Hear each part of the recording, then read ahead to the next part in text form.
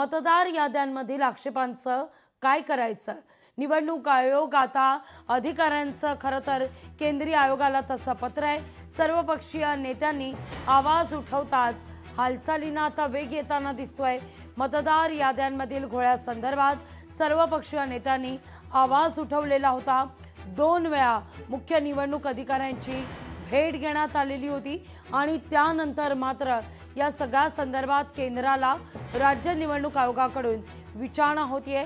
राज्याचे मुख्य निवडणूक अधिकारी चोक्कलिंगम यांनी पत्र लिहून सर्वपक्षीय शिष्टमंडळानं मांडलेले मुद्दे केंद्रीय निवडणूक आयोगासमोर मांडलेले आहेत। या आक्षेपांचं काय करायचं या संदर्भात योग्य निर्देश मिळावे असं या पत्रात नमूद करण्यात आले।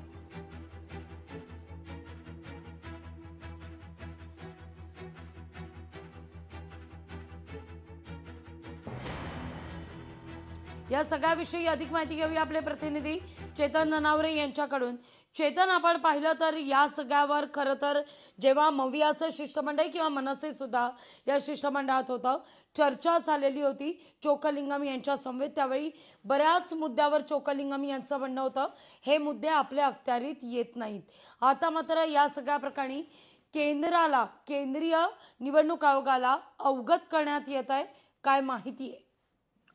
निश्चित लागवी, आपण ज्या प्रकारे पाहिलं होतं पहिल्या दिवशी जी भेट झालेली होती त्यामध्ये जे सर्व विरोधी पक्षांचं शिष्टमंडळ होतं त्यांनी मुख्य निवडणूक अधिकारी एस चोक्कलिंगम यांची भेट घेत चर्चा केली होती। मात्र याच पहिल्याच दिवशी चोक्कलिंगम यांनी स्पष्ट केलं होतं की हे मुद्दे आहेत ते आपल्या अखत्यारीतील नाही आणि त्यानंतर पुन्हा दुसऱ्या दिवशी झालेल्या या मॅरेथॉन बैठकीमध्ये स्वतः निवडणूक आयुक्त दिनेश वाघमारे सुद्धा आपल्याला समाविष्ट झाल्याचं पाहायला मिळालं होतं। आणि या दोन्ही अधिकाऱ्यांसोबत चर्चा केल्यानंतर पुन्हा एकदा जो विरोधी पक्ष शिष्टमंडळ होतं त्यांनी कुठेतरी असमाधान व्यक्त केलेलं होतं की आपल्या कुठल्याही प्रश्नांची योग्य उत्तरं मिळत नाहीयेत। सर्व जे प्रश्न आहेत त्याच्यासाठी केंद्रीय निवडणूक आयोगाकडे बोर्ड दाखवण्यात आहे।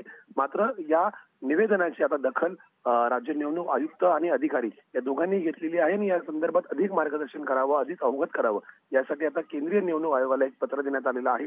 परिणामी केंद्रीय निवडणूक आयोगाकडून या संदर्भात काय स्पष्टीकरण दिलं जात आहे याकडे सर्वांचं लक्ष असेल। लागवी चेतन, धन्यवाद तुम्ही दिलेल्या एकूणच या सविस्तर माहिती करता।